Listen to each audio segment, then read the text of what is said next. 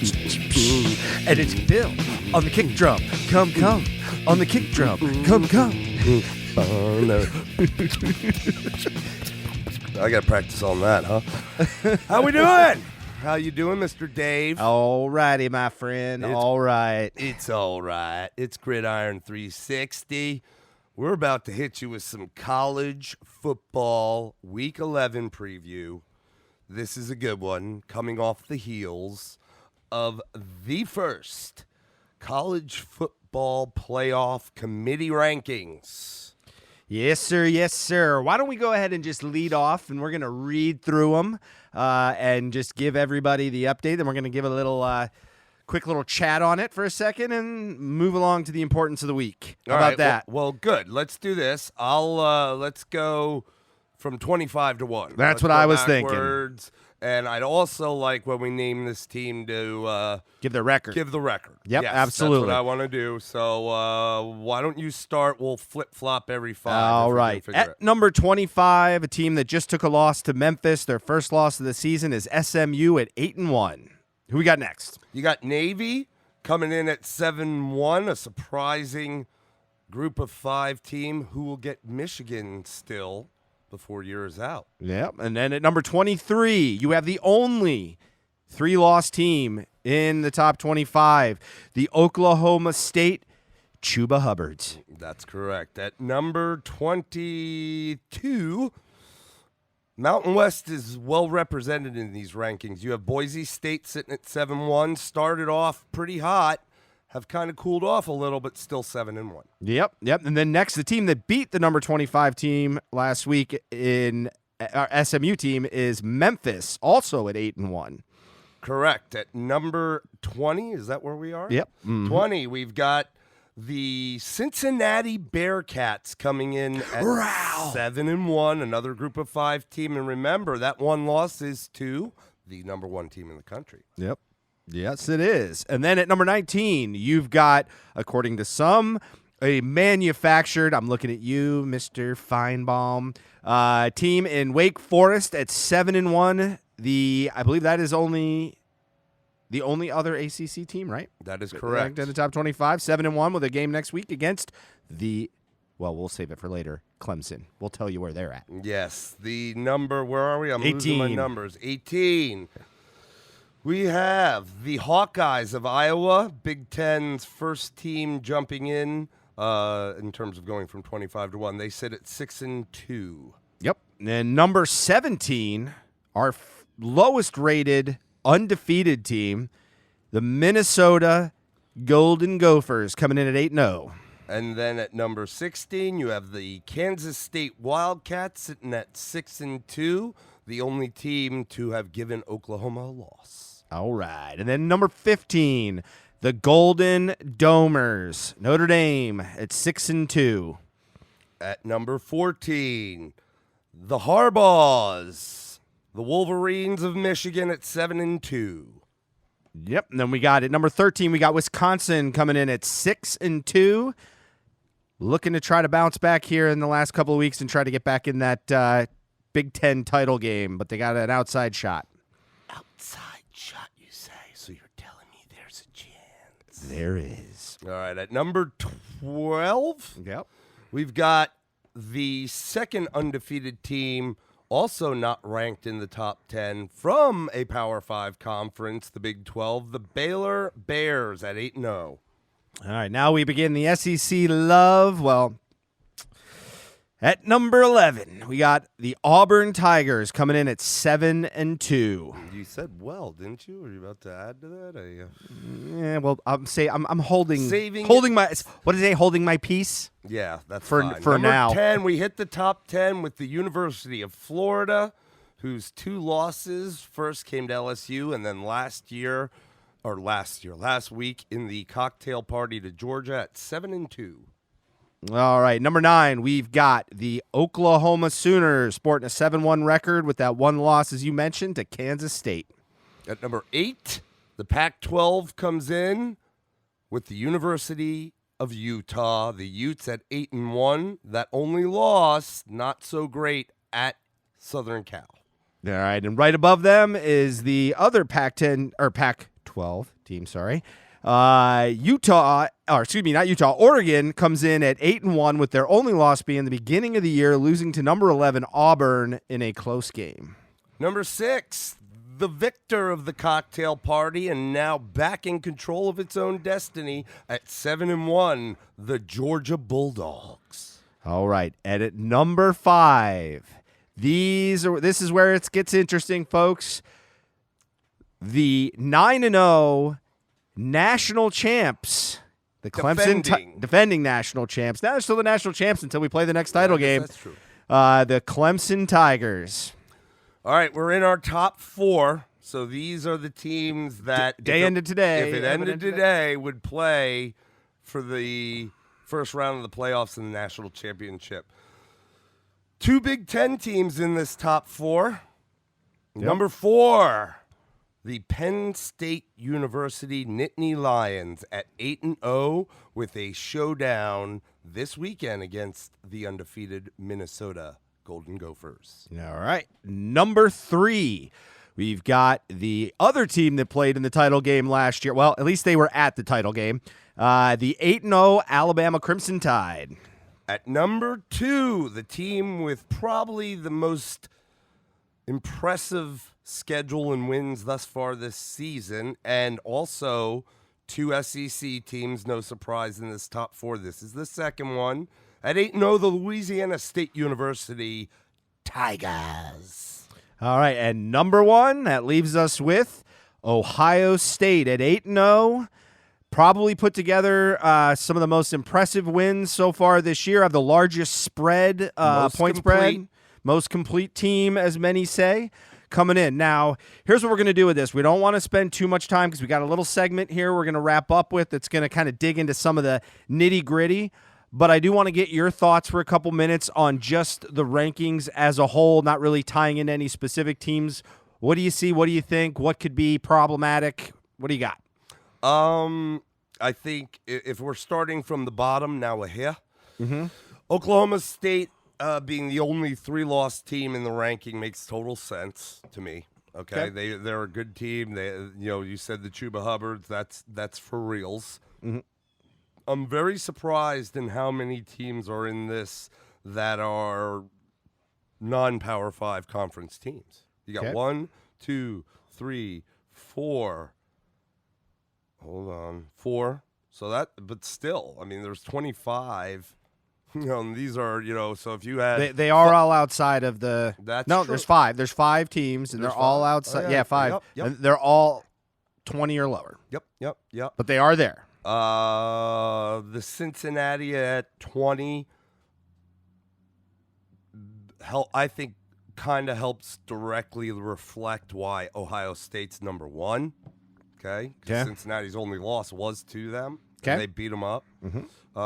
In terms of, you just made a comment about Feinbaum with Wake at 19. I mean, Wake's a good team. They are. Yeah. I think they're a good team, and we definitely we're going to need to take care of business, but I don't think it's going to be a cakewalk next week. However, when I saw that, especially in the top 20. It made me, the first thing I think I said to you about it, my initial feeling, and I know we don't want to dive into all the personals, but just from an objective perspective, the fact that we have Wake next week and they get a win, I think it almost seemed to me they did us Clemson a favor, putting them there. Not that they don't deserve to be in the ranking, but to even to be a team, I don't know.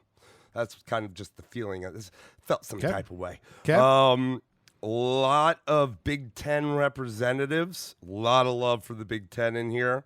I think that Wisconsin and Michigan are good teams and playing better right now, and I know that matters how you're playing right now, but I mean to be top 15 for those two, especially with the biggest conundrum for me was the undefeated in Baylor and in Minnesota, because they are, especially for how much love they gave the Big Ten in the rankings, having all of those teams in there, yet an undefeated team that is in that conference on the other side of Ohio State. Mm-hmm.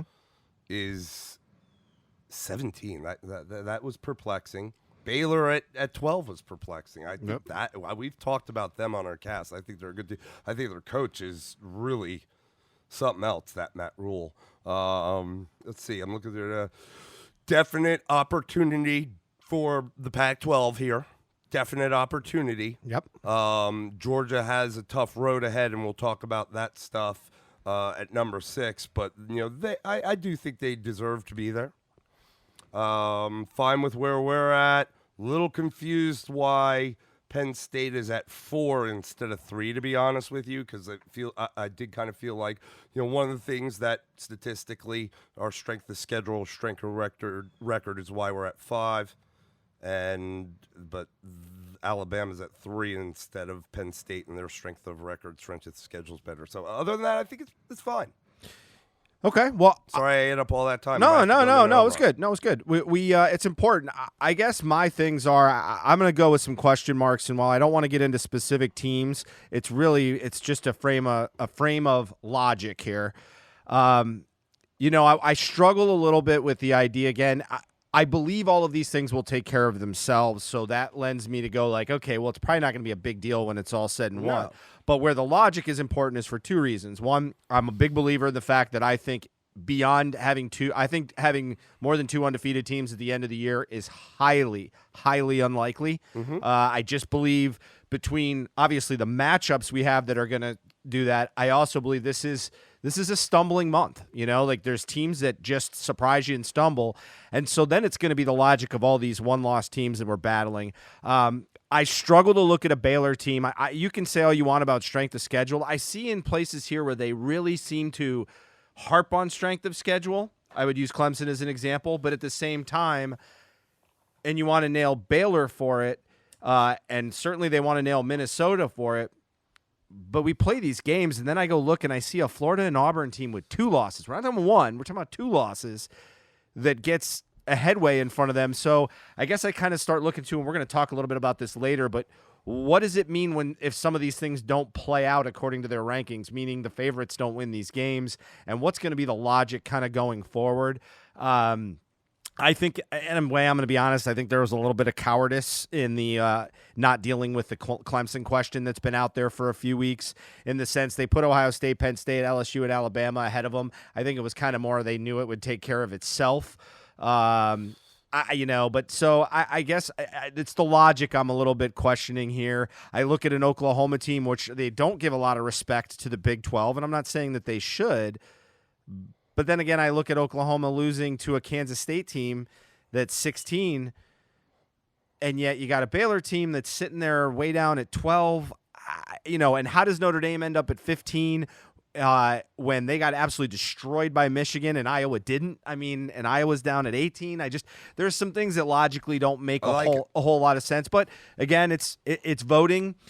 I think they particularly did a committee because they wanted that subjectivity to not be forced into putting a team in there that they don't believe belongs just because the AP votes that way. But anyway, so that's kind of what I think. I see some quirkiness in this, and I'm just more concerned about it when we get down to the final vote. And if we've got 5 teams with 1 loss, what that's all going to play out. But they knew that these things are going to work out. So I think they were trying to take. Even though they knew, they were trying to take that out of the equation, and just kind of judge it based on how it is. I know there's the eye test, but I've got several of the statisticals in front of me from all these top 25 teams in terms of the strength of schedule factor, the strength of ranked factor, which or strength of record factor, which reflects the chance that a top 25 team would have team's record or better, given the schedule. There's the game control record. There's the football power index. So, I have all these in front of it. And to one of those that is very, Baylor's strength of record is 5. It's 5. We're 8.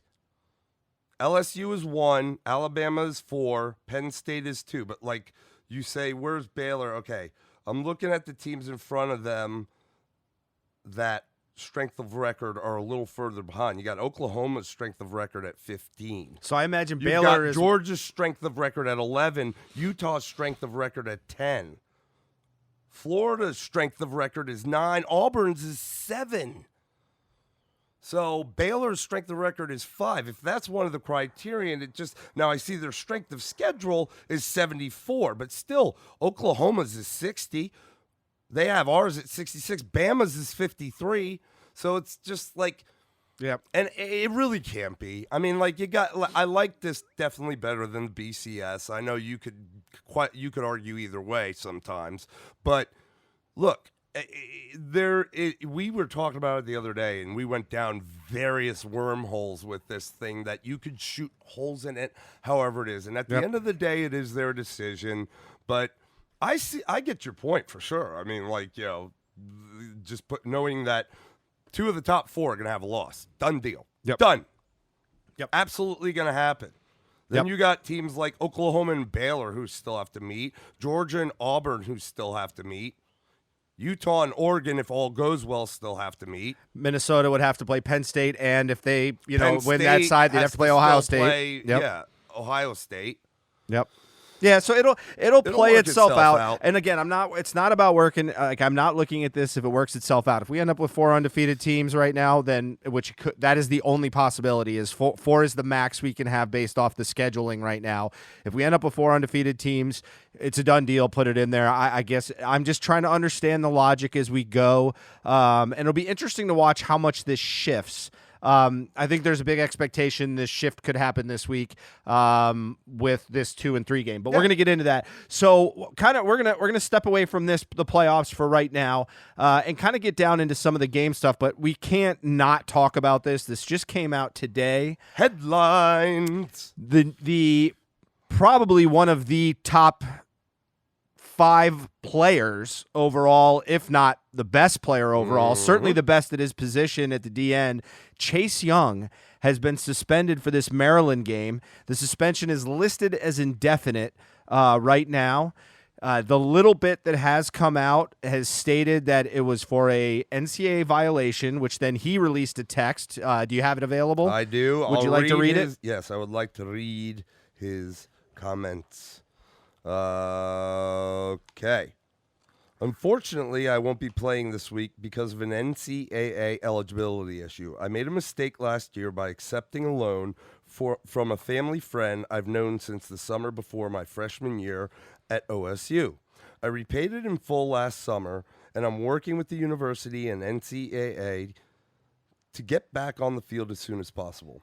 I want to thank my family, teammates, coaches, and the whole Ohio State community for all the love and support. God bless, and go Bucks.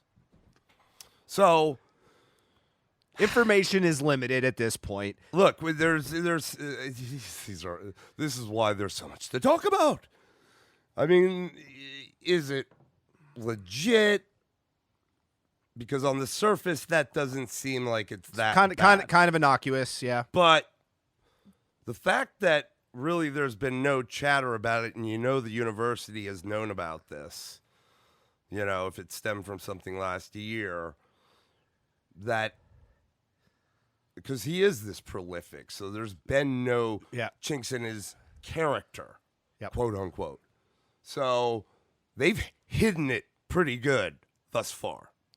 Yeah. I guess my point is it might seem not like it's not much on the surface, but if they're that good at hiding that, maybe they're hiding something deeper, which I really hope not. I think this is a great kid, and I don't see the problem. But then you look at the other side of the story on this is, I mean, this guy's, you just said it, I think he's going to go. He'll go top 2, but he'll go top 2. Yeah, if it's not a team that jumps up to get a quarterback at 1, pushing him to 2 like Bosa this year, and Bosa sat out early last year. Yeah, he's the most dominant player at the 4 major positions. And we're listening to it on the radio this morning, and people are all, people are chirping in his ear, or whether it's his camp or agents or draft people, scouts, whatever, saying, dude, you're fine.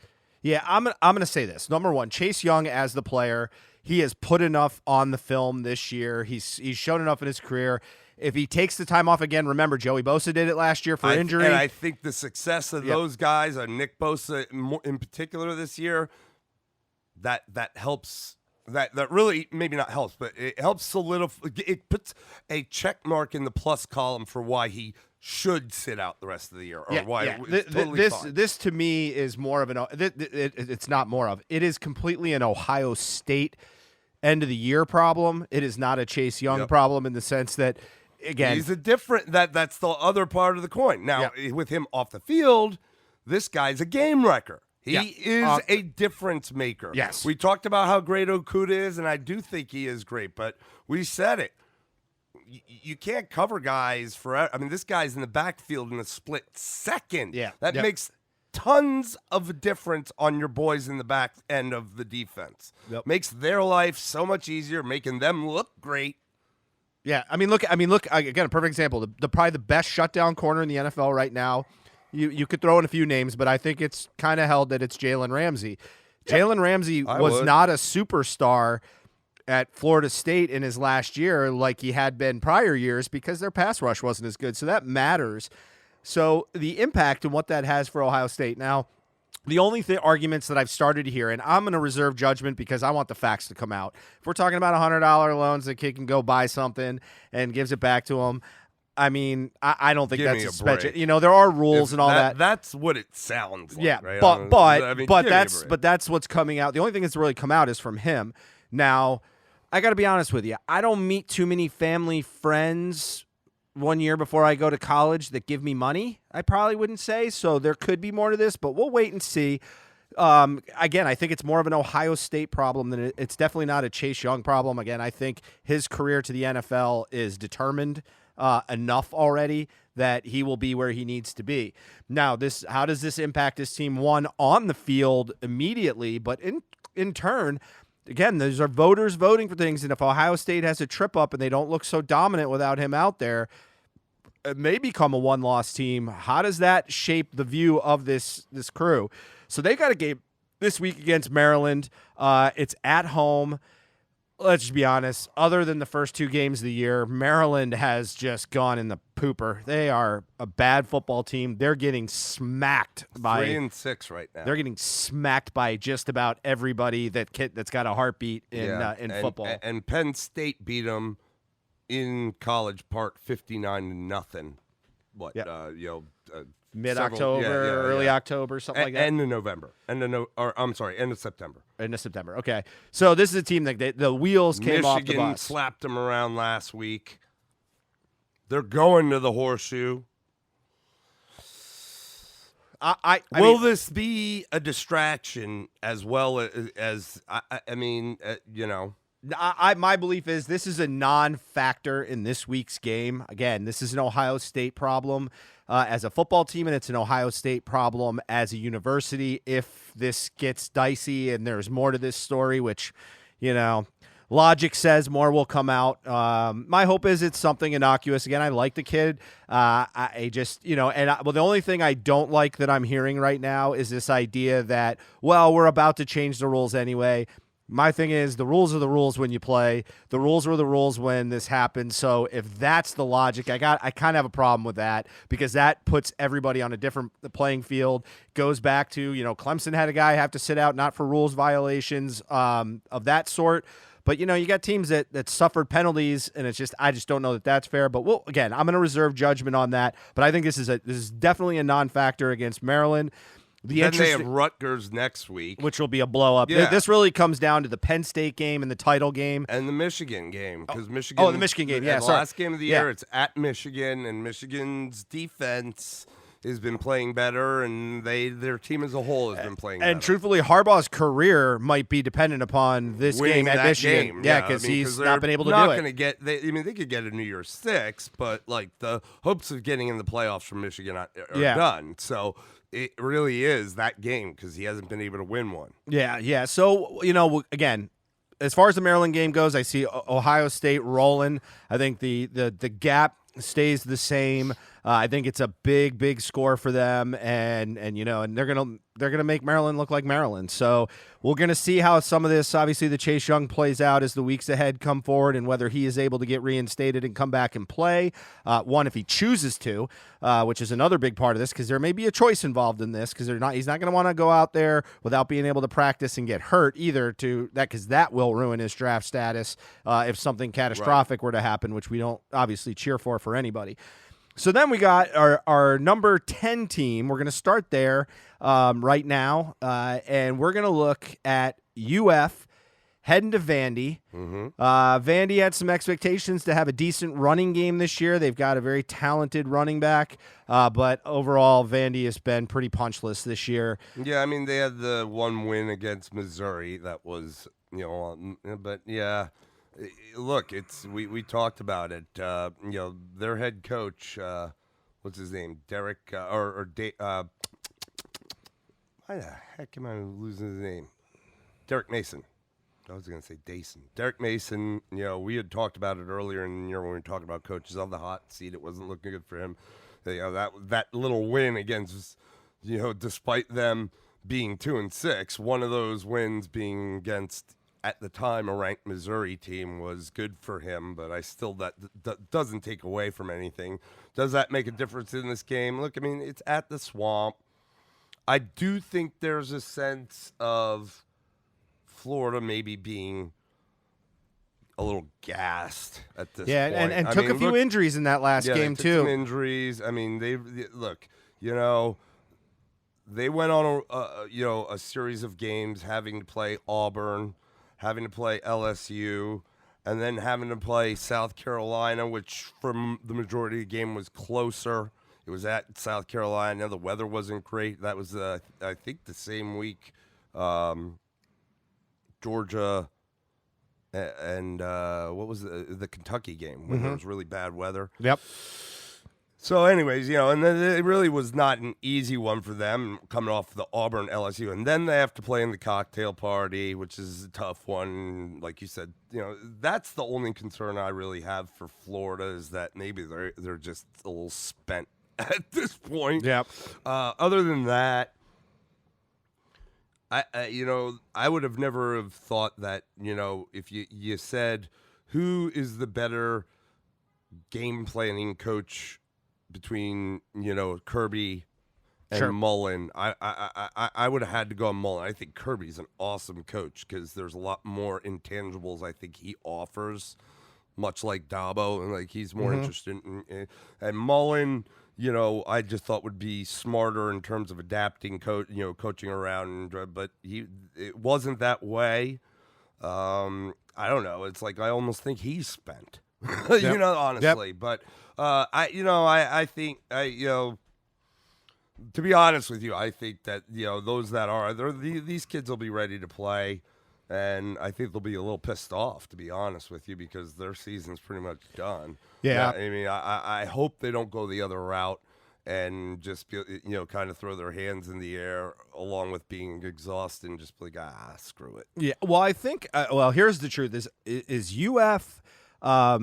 Considering that they are a loss behind and obviously lose the head-to-head tiebreaker with Georgia this late in the season, you would think that it would be hard to get up for this. But the reality is, looking at Georgia's schedule coming up, there's a very real possibility. I won't say it's a likelihood before the end of the year. Yeah, I think there is, and we're going to get into that in a minute. But that's what it'll take. Because if they both have 2 losses, Georgia has one, to lose 2. Head-to-head. Yep. But you're right. I think there's something to that. They got Georgia has Missouri this week, and then they have Auburn, and then they have A&M, and then they have Tech. But that. Yeah, but there's there potential. Are 3 games there that Yeah.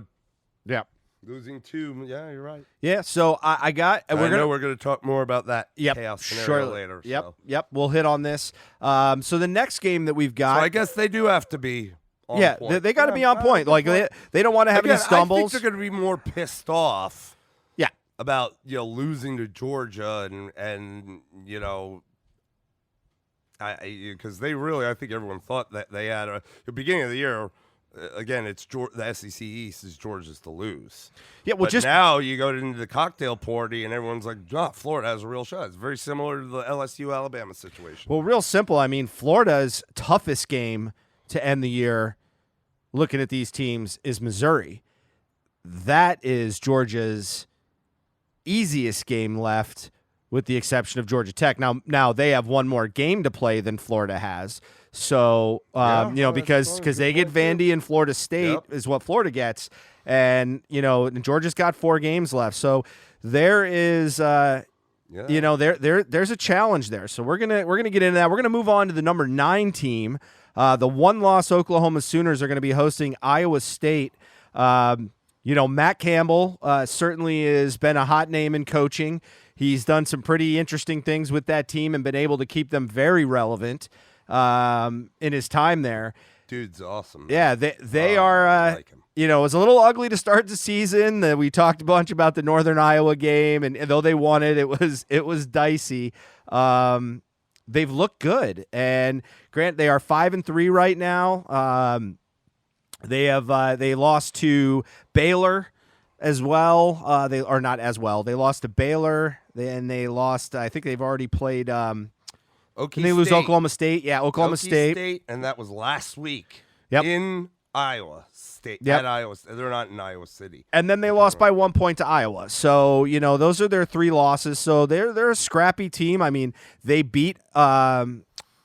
They beat like Northern Iowa, Louisiana Monroe. They beat TCU, beat up on West Virginia, and they also beat Texas Tech. So those are games, not terribly impressive, but nonetheless they can cause some trouble for you. And they've been in games that they've lost, pretty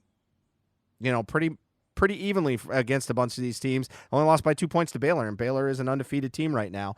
So, Oklahoma can't take this lightly. The reality is, I think the belief, and this is at least my belief, I don't know if you'd agree, the Big 12 is significantly on the outside looking in right now. Said that. With the exception of, in my mind, Baylor running the table, I think it's going to be very hard for Oklahoma to get back into this, meaning there's going to have to be several dominoes outside of the ones that have to happen to fall, because I think even teams like the loser of the LSU Alabama game will still be ahead of them when that plays out. I think if Penn State, let's just say Penn State and Ohio State are undefeated playing each other, I think the loser of that game is still ahead of them.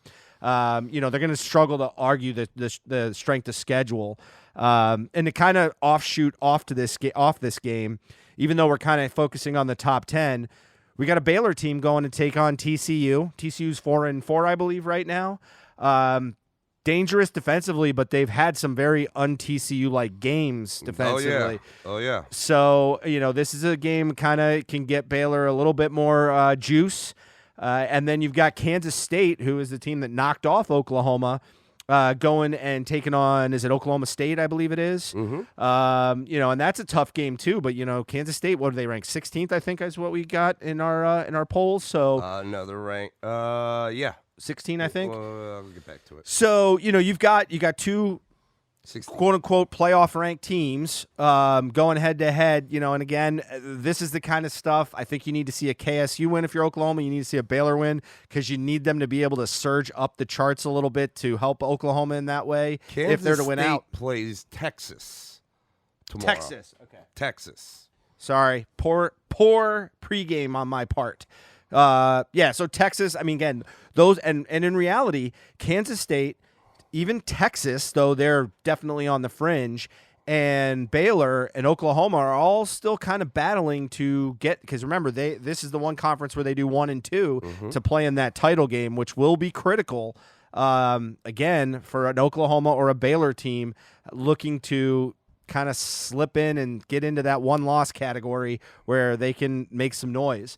So, again, kind of interesting setup. What do you think about this game? Now, let's go back to the Iowa State, Oklahoma, but just knowing that those ones are kind of in the wings. I'm glad you used the word belief when you were talking about this game. There is a belief because at the top of the cast, you were saying, this is the time of year, November, where some things happen. Look, the 18 to 22-year-old kids. Yep. Okay. Now I know they're football players and they get a lot of help, but there are still a lot of those kids that, and some of these programs that take education to a high standard. They're still in school. The holidays are coming. Finals. It's been a long season. It's the end of the year, and the fact that you said that there's still a belief that you might be able to do something and get in I think that's where some of this late season. What I'm trying to get at is these are kids. They're human. There is other stuff going on in their world, and it can have an impact on what happens on the field. Believe it or not. Yep. And the Oklahoma, and like you said, the Big 12 not getting much love in the rankings. Oklahoma's sitting at 9 with the one loss, even though they do still have ranked teams in the top 25 ahead of their schedule to make some noise. What sort of mentality does it put those guys in? Yep. It's one thing to be Clemson at 5, just on the outside looking in as a fan and maybe using that to motivate. They're set up that no matter what they do, because of what the love not given to the Big 12, and with those 2 Pac-12 teams in front, that if all goes as we've continued to say, and they continue to win out, and the 2 of those go head-to-head in the Pac-12 championship, the winner of that is going to get in. There's nothing Oklahoma is going to be able to do. Yep. In my mind. Yep. Okay. So what's the mentality there? Just like I was saying, we were talking about UF and are they exhausted? Where were they at? At the same token, Iowa State beat TCU 49-24. That was one of those un-TCU like games that you spoke of. Okay. They lost to Oklahoma State 34-27 last week, so they made a game of it. Mm-hmm. They lost to Baylor 23-21. Yep. They lost to Iowa 18-17. I mean, they're a tough team. They lost. Oh no, that was last year. They're a tough team, and if they're going to be ready. Yep. Because this is, they're sitting there at. I don't think we'll be 5-3. It's very unlikely they can get up to the 2 slot in the Big 12 to play in the Big 12 championship game. Mm-hmm. Yep. So they can play spoiler. They're going to be ready. Yep. Just like we talk about, teams like Clemson. Now we have a target on our back because of our successes. We're going to get everyone's best game. It's everyone's Super Bowl. That's the way Iowa State's going to go into this game. And if Oklahoma and those kids aren't mentally ready because of a slew of these things and the way they're sitting in this thing, it's going to be trouble. It's going to be trouble. I don't know. We'll have to see. But as to progress on the conversation, I don't want to take it too long. It could be a tough game for Baylor. If you don't see them smoke TCU, it's kind of because of what we said in our recap. They've kind of played to the level of their competition a lot of the year. Yeah, well, I would tell you that's probably, if I was to try to jump into the mind of these people voting right now, I think Baylor's getting hit for not just strength of schedule, but that game control that they talk about as a formula, because they are not a team that's going out there and blistering everybody they play. Let me just define that for everyone. Mm-hmm. Game control reflects chance that an average top 25 team would control games from start to end the way this team did, given the schedule. Yeah. So what all that means is eye test. That's correct. Eye test. It's scoring an eye test. It's a more formal way, a more what's the word I'm looking for? A more I don't know. A more like educational trying to make something subjective sound objective. That's correct. So, again, we'll see, but this is kind of, well, I guess what I feel like maybe we could have mentioned this, or I could have mentioned this in the playoff when we released the playoff and gave the update on it. To me, it's the they're setting the stage for who they believe is good and like as far as the conferences as a whole. Certainly, I think we'll talk a little bit about that with the ACC as another one. But it'll be interesting to see play out. I think this is a tough one for Oklahoma to get back because, and I'm not saying that because I don't think Oklahoma is a good enough team to be considered for that. I'm saying that Well, because they could come out and just annihilate them. Yeah, be angry. I'm just saying that. That would be the better. If I'm looking at it through the way that the perception of how they've been voted to this point, I think it's going to be tough. Something to mention here as we move on through the schedule, Utah and Oregon, both coming in at 6 and 7. 7 and 8 in the playoff. Yeah, 7 and 8 are idle this week. We've mentioned their schedules play out pretty well for them. I would say Oregon has a little bit tougher schedule. They still have Arizona State. I believe they both have Arizona. They both Oregon have Arizona. Has Arizona next week. Yeah, I think they both have Arizona. And then Oregon has Arizona. Oregon has Arizona at home. Has Arizona State the following week on the road, and then the Civil War against between Oregon them State. and Oregon State is at home for Oregon. Yeah. For Utah, who's sitting at 8. We said. Yeah, they're. Yep. No. So I think They're 5, 6, 7, 8. Yep, you're right. 8. They have their idol this week. Then they get UCLA, a resurging UCLA offense at home. The following week they go to Arizona, and then they end Utah the State. year with Colorado. Oh, Colorado. Okay, all right. Oh, they play Utah State early in the year, Yes, right? they That's played what them like first or second week or something like that, didn't they? It was early. So just be aware that those two teams are idle. There is they play BYU early in the year. It's not Utah State. BYU is the rival. I thought for some reason they played the what are the Utah States? They're not. There's the Utes. Are they the Ute States? The Aggies, I think. I think you are right. I believe that is correct. How about you now? Nice memory recall there, pal. I'm- the Ginkaloba's working. Well, listen, man, I can do it when we're not on the mics, like there's nobody's business. Yeah. But for some reason, we got this thing on. I'm like, oh. What happened? Where am I? So we're going to move on here, and we're going to talk about the game for the number 6 team. That is the University of Georgia. After they took care of business against Florida, I think in a surprising to a lot of people, in a way that was surprising to a lot of people, it was nice to see them kind of get back in the groove. High expectations for this team, certainly a playoff front runner early in the year, at least believed to be.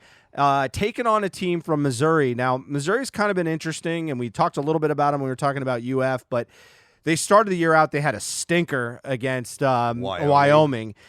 Yeah, and they lost. went on the road for that. Yep. They lost that game Like 37-31. 37-31. Okay, and it was somewhere within a score. Yep. So then, you got a Missouri team that came out and kind of got going a little bit. They were, I think they were kind of probably 5-1, 5-1, I think at one point, and then 1, 2, 3, 4, 5. Yeah, they went 5 wins straight, 2 of those being conference wins against South Carolina at home and Ole Miss at home. Yeah, and then which is kind of beating up on some of the afterthoughts in the SEC and some out of SEC conference games. Then they went in and lost a game to the Vandy team. We're talking about Florida playing 21-14. It was not pretty. They had been producing quite a bit of points.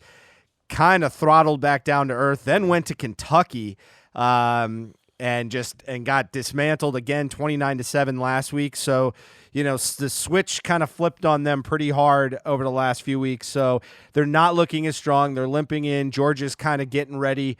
The question to me in this game is I really liked what I saw to Georgia. They kind of started to look like the team I was expecting them to look like.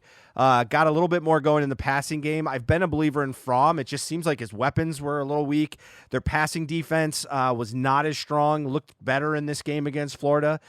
But the question to me is, when we talked about UF and their chance to, not necessarily a favorite to do this, but having a reasonable chance, because UGA's got Auburn and Texas A&M waiting in the wings before they play Georgia Tech, and those aren't walkover games for UGA. So, they got to be focused and ready to go after their probably their biggest rivalry game they've got to go and then, take on a team that could score some points. And are they ready to roll, 1 week after that rough game that they had with Florida, and then not looking ahead to, the future. But this is a team that's certainly, I guess I'd say this, tell me if you'd agree. If Georgia wins out, including the title game, they're in the playoffs. They're in. They're in the playoffs. So here it is. Listen. Against Vandy, my man Kelly Bryant was 13 of 26, $140, 1 TD, 1 pick. He did get some things going on the ground, but he carried it 16 times, 72 yards, no TDs. Typically, those carries you'll see translate into a score TD somewhere in the score, right? So, and then last week when they played, was it last week? No, Kentucky. Was it last week? Oh, no. It wasn't last week. It was the week before. They've had a bye week. They've had a bye week. Okay. Then against Kentucky, he goes 10 for 19, 130 yards, 1 TD. His rushing stats were 8 carries for -4 yards. Yep. This Taylor Powell kid saw the game, so I didn't see that game. Maybe Kelly got knocked out. I don't know. He's not getting it done. And this defense that after that Wyoming game and they went on that 5-game win streak, you were kind of like, oh, man, they look pretty damn good. Yeah, they're getting better. They look pretty damn good. Totally Jekyll and Hyde. It's totally Jekyll and Hyde because the last couple of weeks it's like, I mean, not that these are SEC teams and based on national perception, that's the best conference. So you might even say some of these teams like Vandy could bring in an upset. But I mean, I'm just not seeing it. I mean, it's the defense that Missouri was showing that on that 5-game win streak has decided it wants to hibernate for the winter. So I don't know how they're going to do it. Here's what I'll say about Georgia. I'm sorry. Did you want to interject? Go ahead. Well, no, I was just going to say what was kind of interesting is kind of going back to that Georgia before the Georgia-South Carolina game, and this being right before they beat Ole Miss. People were trying to figure out, who can give Georgia a game in the SEC East? Who can give them a game? And Missouri was actually at that point was the front runner. Well, you know what, man? And I think they're ranking as such because the games that they won on that 5-game win streak, like I said, Ole Miss and South Carolina were their 2 conferences. They're their best games. Home. They were their best games. South Carolina is a below 500 team right now. What are they? Yep. 4 and 5. Yep. Okay, and then they won to SEMO, Southeastern Missouri State. That's a feeder. That was one of those schools from I want to say Hard Knocks. Last Chance U. Thank you. They beat West Virginia's 2nd game of the year after losing to Wyoming, so I'm sure they were a little pissed off. It was our first home game of the season. West Virginia's not that good. Nope. They've risen up. They beat Troy. I mean, that's it.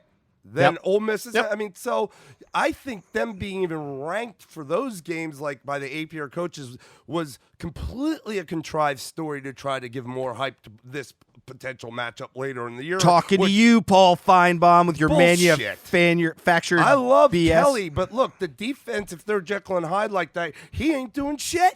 Yep. So the offense isn't helping. So, and here's what I'll say about UGA. Can I say if they go against any of the teams in front of them, maybe Penn State, but the other teams, could they win the game right now or even maybe later? I don't know that they're explosive enough to be able to do that. Yep. Okay, that's my only fear. But I'll tell you right now, they could very easily march right through this thing. They could put Missouri in the dirt. They could make Auburn look stupid, and they do that and get into the national or the SEC championship game. They won't. They're on a different path. It'll mean they've caught lightning in a bottle. Kirby Smart might get out coached from some guy who's good at scheming, especially offensively, but his intangibles go so much further. He has it is eerily. I was waiting for it because I believed that once he got there, it was only going to be a couple 3 years, and they were going to be in the playoff and national, and they have been. And that the national championship they would win one. Yep. I do believe that, and this could be the turning point. Yep. If he has them focused the way I know our coaches get our guys focused. and we'll talk about that. Man, this could be the turning point for Georgia, and they could start a march like you've seen at us with Deshaun Watson and Trevor. Well, like you said, didn't you say that only other than last year, since we've had the college football playoff, every year champion has had at least one loss. Yeah, and again, it's not about. It's like any sport. We'll take the Washington Nationals, who just won the World Series. They were 19-31 at one point, but it's how you finish the year. So you're right. They've got a march where they could really get going. So again, I think the real potential is Georgia, a little wary of last week and looking ahead is probably the only way, but they also looked like the Georgia team that I wanted to see early in the year that everybody was talking about. And if they do that, they take care of Missouri with no problem. So this ought to be interesting to watch. But again, we kind of want to talk about this kind of stuff because, like I said, this is when craziness happens. I really, truly believe Georgia's on a different plane right now from where they've been all season. Yep. So we're going to move on and get into our undefeated teams. And so the next one we want to talk about is number 5 Clemson heading to North Carolina State, a team they've had a couple of close games with in the past. I'm going to say this, and then I'm going to given a lot of big teams. It is a very, very tough place to play. Yes, that's not an easy place to play. It definitely is a tough place to play. I will say this. There's been, and we've talked about it several times, there's been way too much chatter about the viability of Clemson. NC State is grass and Clemson's the lawnmower. Mm-hmm. This one, you might want to put the kids in another room for this game. I believe it because I think Clemson's already started to play championship football, and now you've pissed them off. Mm-hmm. That's my feeling on this game. I'll let you. I don't have much to say. I'm fine with where we are in the rankings because I know what's in front of us, in front of these other teams. This team is they do give us fits, but, our coach, he's always tries to be cordial about Dave Dorn, where their coach, where he is not so much. I mean, they're 4-4, so they have a shot at, at postseason play. But yeah, we talked about it the other day. Look, we like to rotate a lot of guys in, but as we get to this point of the season, those starters are going to stay in a lot longer, especially after where they put us.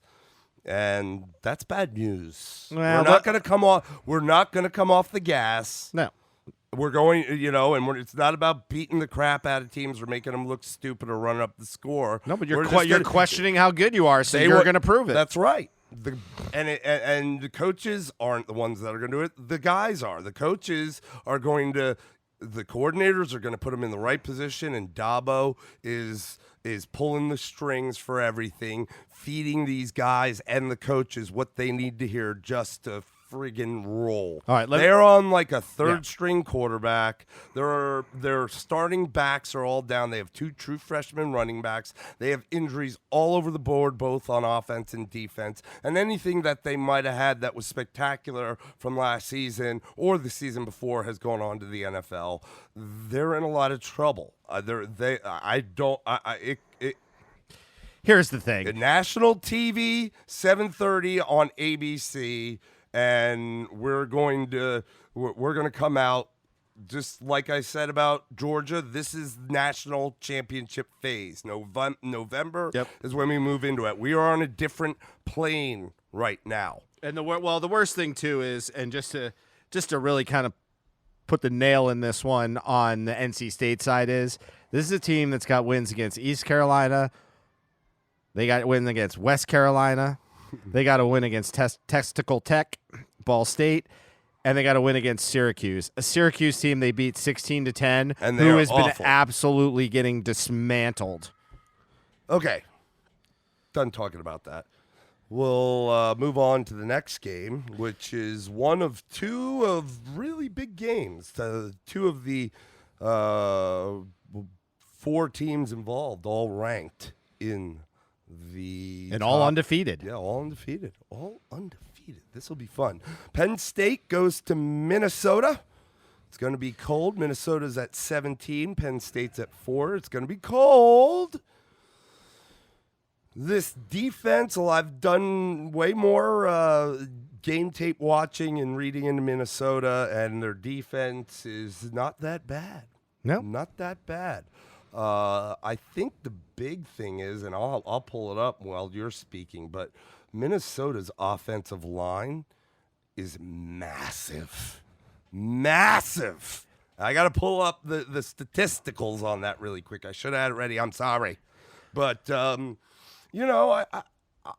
think that, this is, if you're talking about the minds of these 18 to 22-year-old kids, Penn State, they still have to face a team in first down the line and would still have to win a Big Ten championship. So are they looking ahead? It's a road game. Minnesota coming in, maybe feeling a little disrespected, undefeated at 17, especially because the Big Ten is so heavily involved in that top 25.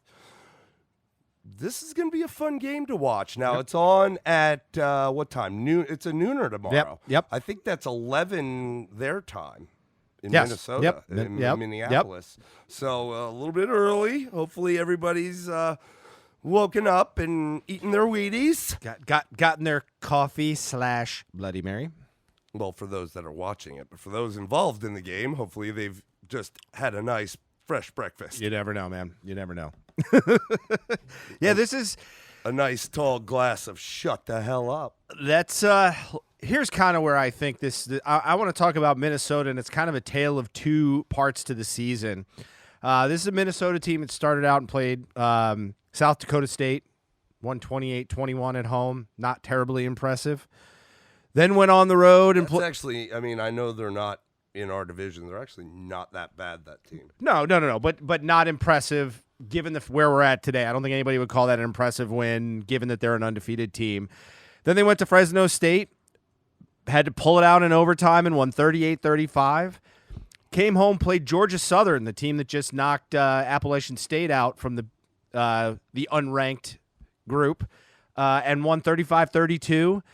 Then played Purdue. Right now, I think Purdue's a 2-3, or I think they won last week, so they got a 3-win team. They beat Nebraska. Yeah, but won 38-31. So, those were some close games. I could understand why there would be worry about putting them in the rankings. Here's kind of to me where it starts to change. So their next games are against Illinois, Nebraska, both at home. Then they go on the road to Rutgers, and then they go play Maryland. Those are all teams that we've dogged at one point or another. But I got to say, they beat Illinois 40-17. A hell of a lot better looking than what Wisconsin did against Illinois. They beat Nebraska 34-7. Beat Rutgers 42-7. Beat Minnesota Maryland 52-10. Those are scores that teams like Ohio State and Penn State are putting up against these teams. So while you can't really necessarily compare game to game, I guess I look at it and I see Minnesota, especially in the last 4 games, has looked very much like a top-tier team in that aspect, and maybe they're kind of figuring themselves out. Probably some confidence is sneaking into that team. PJ Fleck really making that happen for them. Gave him they re-upped his contract, gave him a nice little raise. I think you're right. I think they're going to feel disrespected. And the weather there, I'm going to tell you right now, based off this cold weather that's boomed through, I think is it's going to be a little bit chilly. Not that Penn State can't play in chilly weather, but meaning it could slow some of the offensive explosion through the air down a little bit, where Penn State probably has a decided advantage there. And so, did you pull up those sizes of those linemen? I'm trying to. Okay. I haven't pulled them all up, but I will tell you, they have the one kid that was a very highly recruited. He's a freshman, Daniel Faalele. Fa-la-la-la. He is 6'9", 400 pounds, bro. Well, he's got to be Samoan. Yeah, it is. This guy is huge. Who's this? This kid, who's this? His brother? He looks like he's 10, and What's that he's dude? got to be at least 6 feet. What's the name of the character Rock played in Moana? That's who he is. Oh So- man, that guy is enormous. But like I heard, I was listening to something the other day, and they went through. There's like multiple guys like 330 plus. Yeah, 350 plus. Like their average weight is like over 350 pounds. Wow, that's That great. guy probably has a lot to and do with understand that ought to be that might be kind of interesting because you're talking about a pretty dominant pass rush from Penn State that's predicated a lot off speed. So it's You that can power. run- yeah, it's you that run power the ball. versus speed kind of thing. It's going to be interesting to see how that translate. And again, when you're a running team and you can control the clock, you can keep some of that more high-powered Penn State offense off the field. This one, it's going to play out. I mean, I think I will say the one thing, kind of going back to the playoff rankings, I do think that this ranking is a joke. I think they're way, way too low. I mean, and especially since they're giving the Big Ten so much love, you would think that they would respect a team that's undefeated. And again, I'll say this: Minnesota could finish the year with 3 losses. Their schedule's not. Their schedule's not easy. That I know. See, this is the problem. Like I know that they're not supposed to necessarily project what's going to happen and Right. take it week to week, but there's no way they have them sitting at 17. That's strength of schedule because the back end of their might be weak. That's why it's there, but they also know at the back, like, that tells you they still have, because all these teams in the Big Ten are up there, they still have to play some of these teams. Yeah. So in their mind, they're going to lose. They could lose the last 3, just like you said. So, but they're not supposed to think like that. But it's like, how can you not? Well, you and know? it's like, well, then if you're going to play that game too, then I look at a team like Ohio State and I say, they look complete. And don't get me wrong, I think they belong in the top 4. But I look at their schedule. What happens if Wisconsin gets beat by Iowa and now they're a 3-loss team? Was Wisconsin a fraud? And if Wisconsin's a fraud, then where's Ohio State's big win? You know what I mean? So it's Cincinnati, just like they did us a favor with Wake. I think that's a little bit of a favor for Ohio State to have Cincinnati up there like that. Yeah, because there's a lot of group of 5 teams. Yeah. Like we said, 4 or 5 of them. I mean, that's a lot in my mind. Yeah, I'm going to be real interested to see. I believe Penn State's the better team overall. I think Penn State's going to win this game. I think it's going to be a lot closer. I haven't even looked at what the spread is on this, but I think it's going to be a lot closer than some other people are looking at.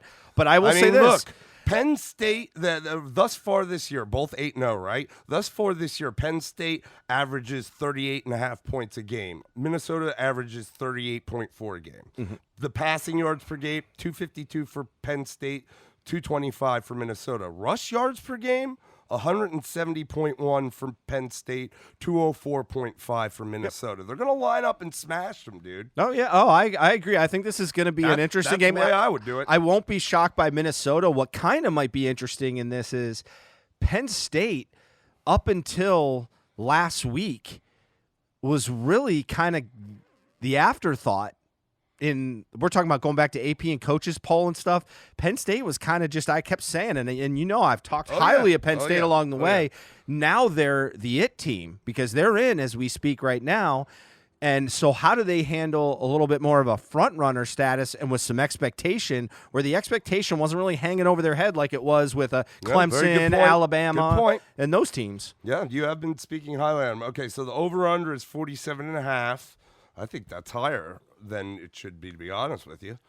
I mean, that's probably about the Mendoza line in college football is that high 40 number. But yeah, that's considering the weather and like we said, if Minnesota is going to win this game, I think that's pounding. You're thinking a 24-21 game somewhere in that neighborhood kind of score. Yeah, and then Penn State is giving 6.5 to Minnesota. And again, this is noon on ABC tomorrow, 11 o'clock, where the game's going to be played. Yeah, I think it'll be a fun one. I think it'll be closer than 6.5. Yeah, I tend to agree. Yeah, I think so. I think it's. I think, and again, I will not be shocked if Minnesota wins. I do believe Penn State's got more horses overall. So if they play good football, I think they can come away with a win. What I don't like is that this win, one way or the other. should give a lot more respect than I think it's going to give. Like, I don't think Penn State's going to gain enough respect beating this team. Oh, I said it to you earlier. And I said if Minnesota makes it a good game but still loses, they could actually still move up in the rankings, I believe. It's probably. I think seems that'll give them based off more what I'm seeing. respect. Yeah. Because they don't believe they've played anybody. And even a loss, but a close loss, depending on that game control, they could get more respect and move up, actually. Certainly. All right, so now we'll go on to our final game that we're going to discuss today, tomorrow at 3:30, CBS, The Showdown. What will you be doing at 3:30? I don't want to talk about it. I can't believe that I might not be able to sit down and focus on this game. I'm going to watch it on my big screen, my 4-inch cell phone I'll be screen. watching and following. It just might be mobily, and not for this one, my friends. This is, I listen to Mark Packer on the ESPN New Radio. Love him. One of his key phrases is, "Get your popcorn ready." Yeah. For sure. Get a big bowl of popcorn ready and get a backup ready because you might be, whether you're a fan or not, accidentally kick it in the air, throw some, woo! And if you are fans or you're watching the game and you got fans on either side, you're going to be throwing popcorns at each other. It's a lot better than anything else. So. There'll be a lot of interest, certainly, in Oklahoma. Woo! There'll be a lot of interest in this game in Utah, both those two games. In Utah and Oregon, there'll be interest all around the place. This is the big one, and this is one that's been the big one all year with the success of LSU. We always know Alabama's Alabama. 2 of this week, back at practice. They say he's about 80%. I saw something today. Coach was like, it's going to be determined as we go early in the week. Then says it looks like he's good to go. Like midweek. Where are we? We're at Friday. Now they're still calling it game time, but it's gamesmanship here. Woo! Chess pieces are already moving, and we haven't even kicked off. Yep. I like it. All right, so what do you think you're going to see? What are we going to see? What are we going to see in this game? Give me your game script. Okay, game script. I think that whether Tua plays or whether he doesn't play, I think that they're going to if Alabama on their first drive is going to come out and just you can see this is the time for Mr. Judy to just skyrocket his already pretty high NFL draft stock. Sure. I'm talking a short to intermediate cross slant that he just tries the house. Long goodbye. Hopefully on Grant Delpit, another high prospect just to make his highlight reel look even better for those scouts. Yep. Scouts will be covered all over this game, in the stands, watching, wherever, on the sidelines. You got the president. Who's actually just pulling into Atlanta. Gonna be at the game, Big Heading Don. over to Tuscaloosa.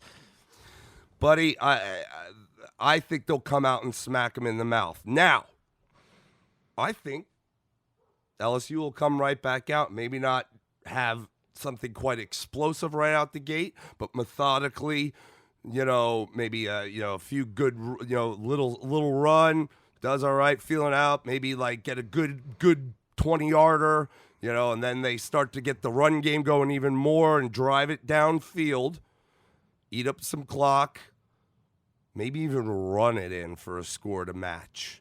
And from there, my friend, it's on. And what I think will progress from there, I think it will matter whether Tua or what's his name, the other kid, Burrow. No, the backup. Oh, Tua. Mac. Whatever, Mac. Return of the Mac. I don't think. Then it will start to matter who's playing in my mind. Mac Jones, right? Mac Jones. Yeah, God, I knew it was a simple last name. They'll try, at that point, especially after just blowing one up, I think they'll try to, it will matter who's playing. Tua, if he's out there, I still think as they go, they'll start to try to, get the ball going on the ground more. Because if he's hurt, I don't, they're not. They still have a lot left in the season, as big as this is. Yep. I don't think by any stretch of the imagination the loser of this game is out of it. It certainly probably I don't know pushes about them. that. I don't think they're. I said they're definitely not out of it. I said I think they're still in play potentially, but it's harder. It's definitely harder. No conference game. I think that. First of all, I'm not going to make predictions, but I think Alabama is going to win this game. So you are going to make predictions. Yeah. Well, I mean, I'm not going to give you any scores or do all that stuff, but I just think that you can't not see some of your own hype. How much of it you buy into or not, I don't know whether Orgeron has those kids with that type of head on their shoulder. I don't know that staff and that program like Clemson. But, there's just not enough history back there with a team this loaded. Right. I mean, like, can they handle, like, are they reading their own press to the point where, I mean, you're going into Tuscaloosa, okay? Whether it's Tua or not, this is not Tua's team. This is Nick Saban's team. Yeah. Okay? And they have, just like us with the rankings, he's using them being behind them as a huge motivator, using it as disrespect. And I don't want to say overlook that LSU would overlook Alabama. I just hope they don't think they're that high on their horse because, don't get it twisted. Burrow is not going to have what he's had all year, and he's done a wonderful job, and Joe Brady's been a great play caller, offensive coordinator. He's going to get smacked around a bit in this game on purpose. They're going to draw some up to do that.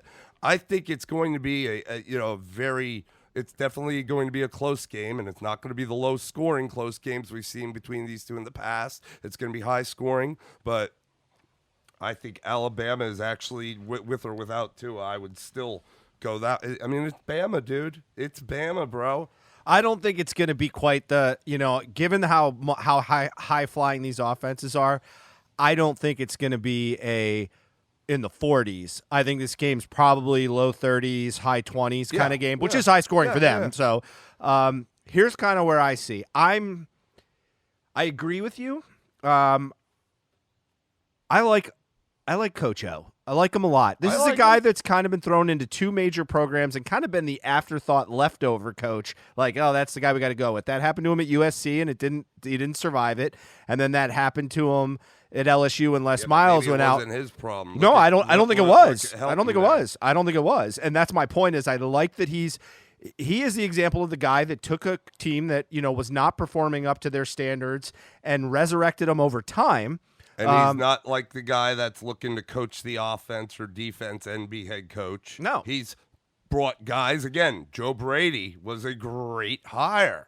All right. And then they had, Dave Aranda is a really good defensive coordinator. Yep. So just, he's got the pieces in place to let them do what they need to do so he can be the straw that stirs the drink. Yeah. And I think I'm going to go with two things that I think are important. These defenses are not as strong and the linchpin of the team that they've been historically in the past. We remember the 6-3 game and that kind of stuff. I think it's going to be the team that disguises the blitz the best. I don't think either team needs to over blitz, but they need to have well-timed blitzes against these quarterbacks. They will stand back there longer than these aren't like get out quickly is not their entire scheme. They will go deep on you. So there will be times now, if you make the mistake and send the blitz when they're running one of those slants with these fast receivers they both have, you're going to pay for it. But if you catch them on the right play but at the same time, you're also dropping heavy coverage back on other plays, the team that does that the best defensively is going to have a major advantage. To me, the team that commits to the run first is going to win this game. And everybody said, oh, well, LSU hasn't run as much. If you look, Hilera's run well every game. They ran them more as of recently. Mm-hmm. So I think that's important. In my game script, I told you that I think Hilera will be a big part of that first drive, whether they get it first or Alabama gets it first and they get it second, and that he may be the guy to score the first touchdown for LSU. Right, and we talked about Alabama and saying, like, their run offense doesn't look like it's been in the past, and then all of a sudden they get Mac Jones in there and they showed they can still run the ball. Yeah. So This is a game to me. It's about who can disguise the blitz the best, and who, meaning you got to pick the right moments. And when you do, you got to get that free man coming hard and untouched. I think that's going to be a big part. The only thing that I could see happening in this game that is going to be kind of interesting to me, if it happens, if LSU gets any sort of a lead, and LSU happens to be the team that gets some of those well-timed blitzes, does the injury to Tua show up? Meaning, does he use that as I'm losing, take me out of the game because I'm a puss? That's what you really mean to say. Does a limp get a little more pronounced? Look, my buddy, and that's the only thing that would be really interesting. Works for Saturdays Down South and is a huge Bama fan, probably the biggest Bama fan I know, even though I know there's a lot of you bandwagoners out there, or a lot of true Bama fans. But he's the biggest one I know. And we were at the game last year, and his concern was that Tua is soft. And that's the exact example of what he means when he said Tua is soft. Like when he gets something like that and things aren't going his way, does he kind of cry about it? And to the point, one of the games last year, I think it was the Georgia game, was it last year or the year before? And he cried about it like so much till they bought him out. He was crying about it till they took him out of the game. Now, and Tua can change that narrative in one game, and he can go in there. And especially if they come behind, he could change it by bringing them back. He's got NFL status coming up too, man. He knows like I said, there'll be a lot of scouts out there looking. He can't do that. That wouldn't be the smart thing for him unless he thinks he's going to stick around yet another year. And these guys have not had a history this year of turning the ball over. So the question will be, turnovers always come into play. But to me, defensively, it's who can time the blitzes in the pass game the best and who decides to run the ball. Because one of the things we talked about was the rhythm of these quarterbacks. They're in fast strike offenses this year. They get in a rhythm. They get back. The defense gets them back out there and they start scoring. They're not used to sitting on the sidelines with other teams going long drives on them all the time, and that throws off the rhythm of any good quarterback, or can at least. Well, the question is somebody willing to try to play that game and not be so quick strike in order to offset that? I think that could be an interesting part. Here's what I'll add to what you're saying with the time blitzes that I'm actually probably more curious at seeing, because you did lead off that saying, both teams have been scored on. Yep. You can put points on them, and a lot of that that I've seen has come sort of in the middle of the field rather than the outside. So my interest from an offensive versus defensive perspective, just like we talked Auburn, Oregon, first of the year was the trenches. Mine is actually on the outside, is the cornerback wide receiver matchups, because Alabama's corners are big, strong dudes, and even if they're not big height-wise, they're strong. They've been there, and they will be instructed. They'll play physical to go to the line and bump them off their routes. And if they time those blitzes the right way the same time, then it could be real trouble. What I have seen that he's done, which is why he's probably the Heisman front runner in Joe Burrow, is he does find a way to stay patient in the pocket. He does see through his reads. He does throw guys open. Okay, so can they work in tandem knowing they're going to get bumped probably a little off their routes and the timing's going to be off to still make that connection? Yep. Whereas on the flip side of the ball, if LSU and Aranda goes with the same game plan against obviously an extremely talented group, look, a guy like Jerry Jeudy ain't going to be bumped off a line. He's huge. Delpit's great, but they have a lot smaller corners compared to the Bama receivers rather than the Bama corners to the LSU receivers. And the strength of that cornerback play on the line on those wide receivers is going to, I think, play an enormous role in this game. Yeah. But if the running game and Edwards-Helaire do their thing, that will change a lot of that scheming. Yeah, now let me say this, though, kind of I don't want to say contradict, but to put a flip side to what you're saying. I've watched these teams play a lot this year. Tua can throw the ball deep and can put it where it needs to be, and he can also throw those quick hitter routes pretty well. The one thing I have not seen him do that I have seen Joe Burrow do a lot more is throw contested passes in the right spot. And I saw it against Texas, saw it against Florida. Yep. He threw some ropes right where only his receiver can get it. Better passing quarterback than Tua, to be honest with you. Just because you have an arm doesn't mean squat to me. Okay, and we see in the NFL, it doesn't mean squat to the Panthers. They're done with Cam Newton, in my mind. He has a cannon of an arm, but he has no touch. And, and that's Tua. And, like, you see it sometimes, but his accuracy and touch I think Joe Burrow has shown it to such a level. That's why also from a draft stock, he has just flown through the roof. A guy that might have been a third-round pick at best is now potentially could be number 1 overall, depending on how he plays the rest of the season. But the difference is in those receivers. Like, they will play that game. They'll draw up the play, so it's just a quick hitter. Yep. Yeah, and it's the question is, can you stop it? Can you stop it? Can you stop it?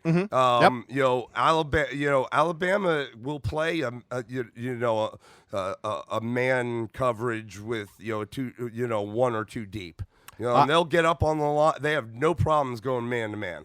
I will tell you. Will here's what able to go man to man with Alabama? Here's what I'm hoping for. I don't want any extracurricular antics with this. Meaning, I don't want anybody getting in trouble. I don't want anybody getting thrown out of the game. But I'm not gonna lie. I'm hoping I see a little bit of warm up trash talking. I'm hoping I see a little edging towards the middle of the field, team by team. I want a little nastiness in this game. I don't want anybody getting thrown out. I don't want any punches. Don't want any fighting. Should be everything we expect. Yeah, I just this. I'll be at a 6-year-old birthday party, but I'm gonna be that parent with the phone in my hand. I got my PS View with ready to pull up and watch this game. It's gonna be awesome. I struggle to find a scenario where this game disappoints. I do. I agree. I struggle to find. I don't see how it could either. Because there's just too much in this game, too much firepower. It's what we've all been waiting for. We've been talking about it for about 4 weeks. It played out like we wanted it to, and now here it is. So if you like college football, you do everything to figure out how to watch this game. Yep, for sure. All right, so that is our preview segment. Now we're going to do a little bit to kind of wrap this up, maybe not spend a ton of time on it, but we want to have a little fun, and we're going to play. How about you give me one, and I'll give you one. I've already kind of given you this before, also I'll lead it off. But we're going to talk about a little bit of chaos scenarios, and then talk a little bit about our projections for next week's poll, and as it relates to a few scenarios. So here's my chaos scenario. I think clearly the SEC is the favorite son of all the conferences right now. And there's proof to some of it on the field. But I guess what I want to look at is, I'm going to play scenario here. So tell me how this is going to play out. Bama wins against LSU. Mm-hmm. Okay. Bama goes on and plays Auburn. Mm-hmm. Auburn wins. Okay. It's got LSU, 1 loss. Bama, 1 loss. Georgia loses to one of Auburn or A&M, has 2 losses. Goes and plays in a conference title game against an Alabama team that has 1 loss and beats Alabama. Do we see an SEC team get left out title game or of the playoff? That's my question to you, pal. Okay, well, I mean, there's a lot of there's still other factors that we'd need to consider. On the surface, does the champion of the SEC go with 2 losses? Let's start with that answer. If we win out, Clemson wins out, Ohio State wins out, okay, there's 2 slots. That leaves 2, right? I don't see how you could leave if everything goes on course with Utah and Oregon, the winner of that game in the Pac-12 championship, I don't see how they could be left out at that point. Okay. Okay. So that leaves one slot. Okay, wait. Who was your other one besides you? I said if Ohio State and Clemson win out, that's 2 slots. Okay. If everything goes according to plan with Oregon and Utah, and they win out and meet in the Pac-12 championship based on these rankings, I don't see how that winner can't make one of those slots. Okay. That's 3. That leaves one more, right? It'd be tough to say, and here's why. Do you then? Because then it's a 2-loss Georgia team that won the SEC, but you might also have an LSU team with 1 loss that didn't compete in the SEC championship. Yep. What happens with What about a 1-loss team? Oklahoma and Baylor, who's undefeated in Oklahoma with 1 loss? If they kind of continue on track, and what if Baylor and Oklahoma meet with 1 loss apiece? They meet in the regular season, right? And Baylor loses, but then meet in the game, but still finishes and then with 1 Baylor loss. wins out with 1 loss. Then you also have to consider them because they'll play a title game against each other. Yep, that as part of the picture, right? So you have to consider them. As part what of about the the loser? Assuming Penn State wins against Minnesota, and the loser of Penn State and Ohio State, in your scenario would be Penn State. Penn State with 1 loss to Ohio State. But they wouldn't play in the conference championship, so I think they're out. Yeah, but neither would you'd say. But you're putting LSU in there. They wouldn't play in a conference championship. Because right now, especially the way they're considering the strength of schedule, the strength of record, and it's really not going to diminish any with the even. Yeah, though but Ohio State would be number 1 at that point, and Penn State would have lost to number 1, whereas LSU would not have lost to number 1.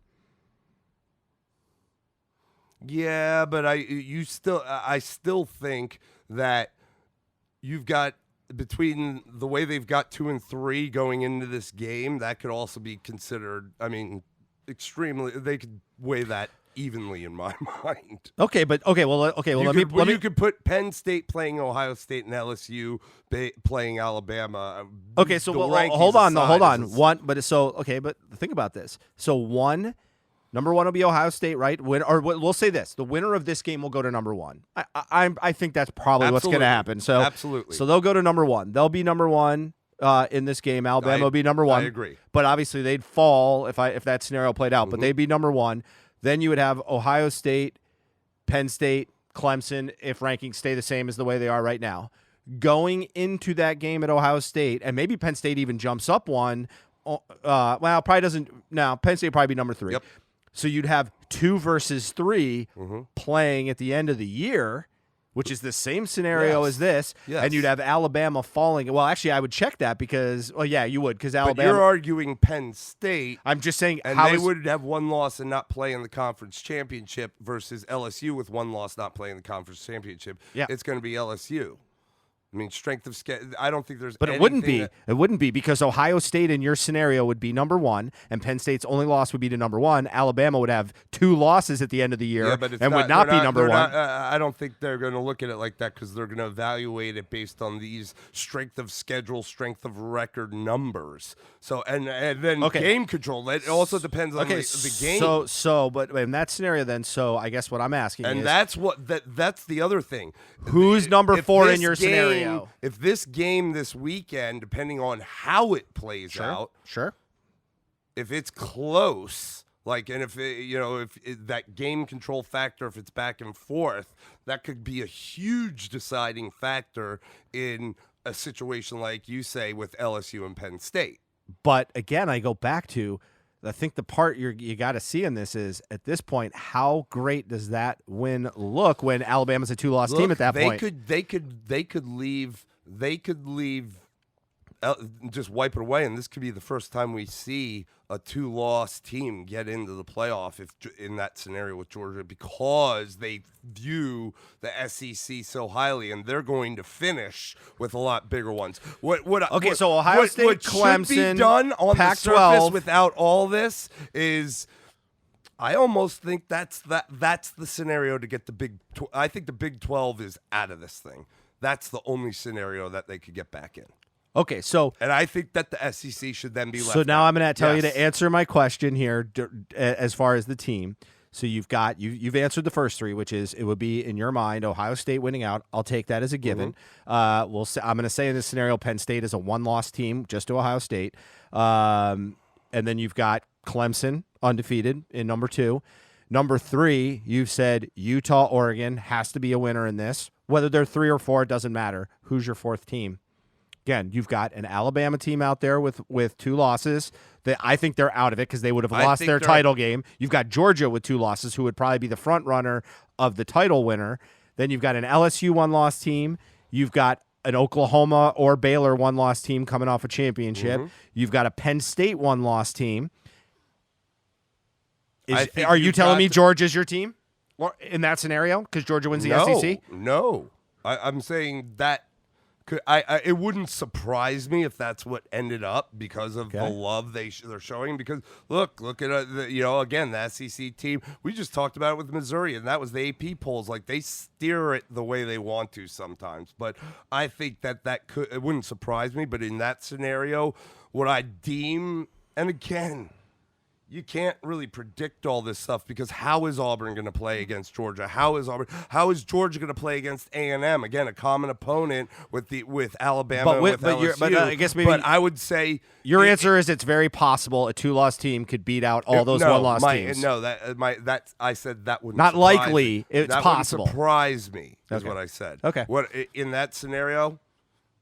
I just said it before. That's the way the Big 12 gets back in. That's who should win. The winner of the Big 12 champ with 1 loss should be. So your answer would be the Big SEC gets locked out. Loss. That's how you get the SEC locked out. Yep. Okay, all right. I'm with you. The Big 12 champ should because understand the whole conference championship thing being a factor in this has grown more and more to where last year they're like, okay, we were definitely taking this much more into consideration, and we haven't had a 2-loss team yet. I'm sorry, Georgia, and I know it's that.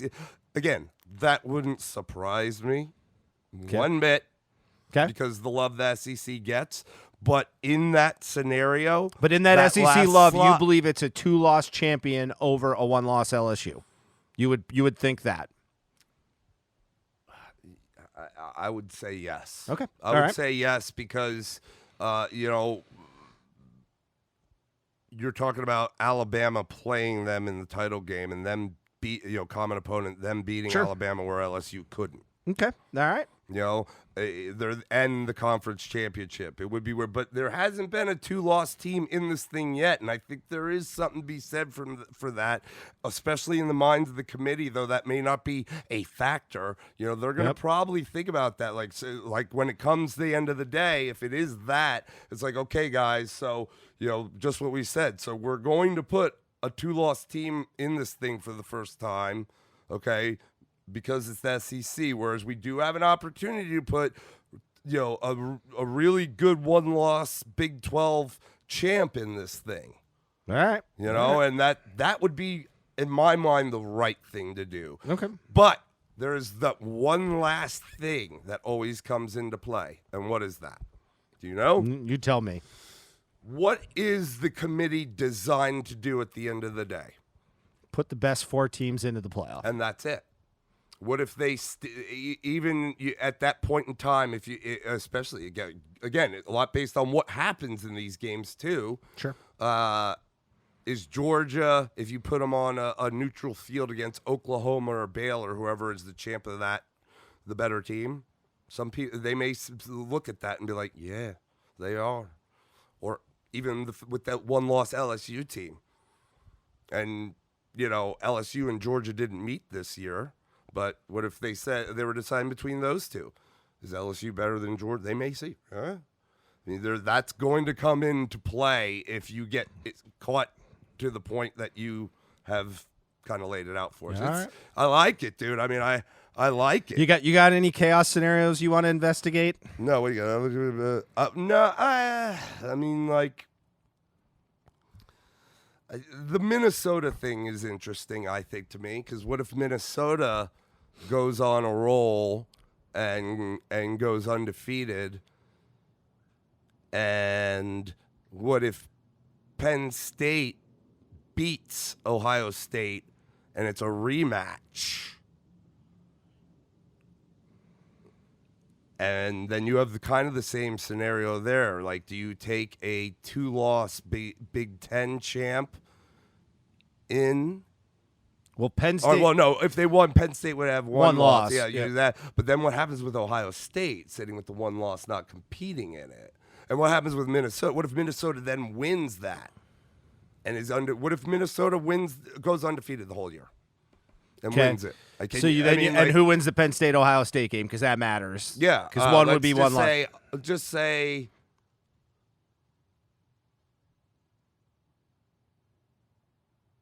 I guess to make it even more confusing, it would have to be Penn State, right? Or maybe Ohio State. I don't know. What would make it more confusing? If Ohio State... Well, probably... If Penn State loses to Minnesota this week, if they go undefeated, that means Penn State loses to Minnesota. Yeah, but even if Penn State wins, then Penn State would still end up... No, Ohio... Yeah, Penn State would still end up with 2 losses because they would have lost to Minnesota in the regular season, and that and Ohio State would have 1 loss, assuming they beat it would Michigan. Have to be Penn State winning though, because that would have Ohio State with what I'm trying to paint is if Ohio State is a 1-loss team like LSU, not in their championship game. Let me say this. So I'll give you a scenario. I'll play on that scenario. It's kind of you're giving me just the same kind of scenario for the Big Ten. Right. I would tell you this: the 1-loss Ohio State team is out, and here's why. What if you blended both of our scenarios? Then absolute hell breaks loose. Then Appalachian State's playing. I mean, seriously, dude. Okay, so what if? Okay, let's take Minnesota out of the equation. No, let's keep it in the. What if Minnesota beats Penn State, and Penn State beats Ohio State? And Minnesota loses to Wisconsin? Maybe. Yeah. And then goes into and then Wisconsin plays for the West, right? They have to win. They'd have to win 2 games they'd have to lose because Wisconsin's got 2 losses. Okay.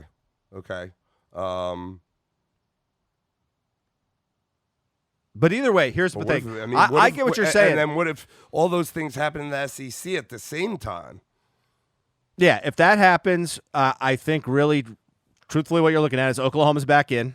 Yeah. Utah, Oregon is in. Or Baylor. Clemson is number 1. Or Baylor. A one loss Big 12 Big 12. Yeah, one loss Big 12 team. A 1-loss Pac team. Pac-12 team. You got Clemson as number 1. And then my belief would be I've just got to put all my mind right on this. Yeah, my belief is this. I don't think the SEC title winner gets into it with 2 losses. I think it's LSU. Okay, if LSU loses. Let me do one more in terms of what's going on here.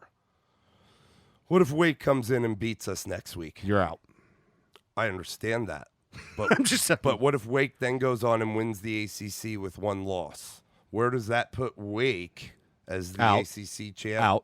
Out because of this. Because I can tell by the way the logic is being used right now that the least valued conference right now is the ACC, and I just believe it. Do I think that's fair? No, but I just the minds to put Clemson. I think the Clemson ranking is wrong, but that's my opinion. And you know what? To each their own. I can understand some of the justification, but it seems like they're using different logic for different teams, and we can kind of, we could spend hours talking about that. I do think it gets solved, but I don't think Wake gets in because I think what it'll come down to is there will be other 1-loss teams where they'll look at Wake's loss versus their loss and then look at their strength of schedule and game handling and all that stuff. I mean, think about Wake Forest as a team that barely beat Florida State, and so it's stuff like that. They'll look at how much they want to damage Clemson right now over the UNC game. Well, look at it, and they won. The funny thing is in a lot of these scenarios, the team that seemed to fall by the wayside, which is like it's going all year, is who? That we didn't really talk about out of all these that was involved in these scenarios. And that's Bama. At no point in time, and I say that because you asked before, like what happens in this game, what happens with the Lou, do they still have a shot? I think Bama is done.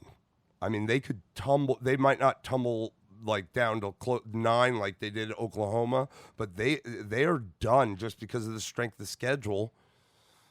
I know they still have Auburn, but the way, and that's where my conundrum came in before. Like, I'm fine with Penn State being in front of us because I know what's still laid out. Right. Which I think was a chicken shit thing for the basically voters. What they basically shot us up for was our schedule and strength of record.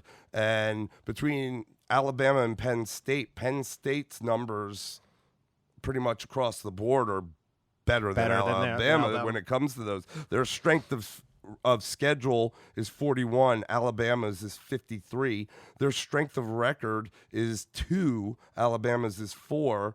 And their FPI rating is 24.8 to Alabama's 30.3, and their game control is 3 and Alabama's 2. But the strength of schedule and strength of record in particular is what they're like apparently banging us for. It's why Penn State was better than us.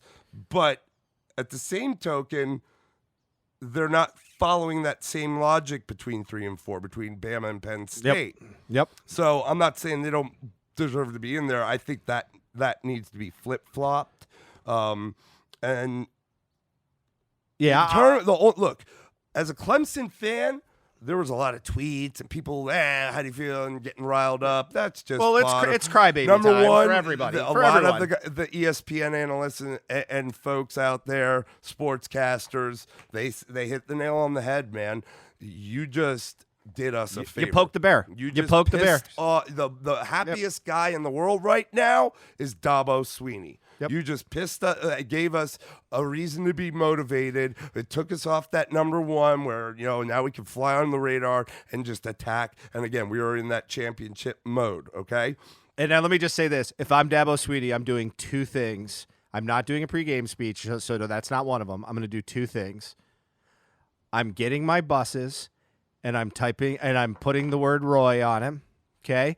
And then the door on the way out, play like a champion at Notre Dame. Yeah. I'm just writing number 5. Yeah. That's all you need to do. He will do that. And this team is going to roll. Okay, so I say all that, and a lot of Clemson fans are up in arms and stuff. Like, I love it, and I didn't care. Again, No, it's going to take care of itself. Yeah, it's going to take care of itself. We just have to handle our own business, True. okay? Yep. Great. You just, like you said, poke the bear. The one inkling of maybe that is starting. I just keep hearing. I heard enough about it all week, and it's to the point where it is starting to bother me. But moreover, is this, and this is true. So what you're saying with this ranking committee is if the playoffs. If the season ended today and the playoffs were to start in 4 weeks and that's your top 4, you got to be kidding me. You got to be kidding me. Yeah, I think my issue You got to be kidding me. We're the defending national champs. But that doesn't matter, right? Why? We have the same guys out there that's that everybody's we did last argument. year. It's not the same year. But here's my thing: is I don't Bullshit. Okay, so then I'm not then agreeing go with back it. to where we were before. So, okay, let's line these teams up on a neutral field and see who's going to do what. Okay, Penn State, you're done. Bama, the way they are right now, you're done. LSU, you don't scare me because I've seen poor defenses put points on you. Put points on your Poor defense. offenses, you mean. Poor offenses put points on your defense. That right there and then, that that's one-sided. There, Ohio State would be one that I have a question mark, but hell, who knows what's going to happen with Chase Young? Yep. That is a leg up. That would make me actually be like, hell yeah, that matters. I think we could take him anyway. So, and you got to be joking yourself if you are an honest college football fan and you did that scenario like I just did and say that at that point we should still be 5. That we wouldn't at least beat, if not all these teams, a good 3 of the 4. I mean, give me a break, dude. That's the only thing. If it were to end today, but I know it's not. This is a starting point. Okay, So so we good. let's do this. Let's wrap this up because these things are real. They are real things that can happen this week. There is real projections to this. So, loser of the LSU Bama game, where do they go to in this ranking after this week? Just strictly talking about going into next week. Well, let's see. You would shift up. Assuming the They game, would go assuming to the game 8. is close, we're They going would to go to 8. You think they go to 8, would go even to if it's 8. close, very close game, field goal game. Because I think it's going to be a close game. Yes, Okay. I think they would go to 8. Now, however, I think if it's an ass whooping, they could go to 9. Okay. All right. So That means everybody shifts up. Utah, Oregon goes ahead. UGA goes ahead. Oklahoma would be at 9 where they are now, and everybody would shift up, and the loser would go to 8 where Utah is now. Now, if it's an ass whooping, I could see Oklahoma also moving up a notch and them taking that 9 slot in front of Florida. I say if this game is within a touchdown, they will be number 5. Okay. All right. That's my prediction. My only problem is, well, yeah, I guess I could 'Cause see I think because if they're not projected, if they're not- but if- you're also talking about a team that's not going to be able to get into their very, very, very unlikely to get into their title game. Okay. All right. So that's my projection. And all the other teams that I mentioned, even Oklahoma, if they can still handle their business and are still set up for to represent in their conference title. All right. This is a what-if scenario, but if there is still inklings that Chase Young is going to be out for an extended period of time, given how whatever this plays out to, and may miss more time, or potentially, if it even is announced that he's not going to play at all, maybe he makes that decision. Does Ohio State's ranking get impacted? Well, it depends on if their play is impacted. Say they finish out and they win out the season. No, I don't think you can just impact them because that guy's missing. Now, I know it's taken into consideration, but it's usually taken in consideration if you have a situation like Alabama has. Okay, well, they lost, but they just barely lost. It was a close game, and Tua wasn't 100% or had to come out of the game. Then they will actually weigh that. Okay, because that was the whole thing with us with Syracuse last year because it was a close game. We won, but right out the gate, Trevor had gotten hurt. Kelly was gone. Chase Bryce had to bring us back, and ETN really. Okay. But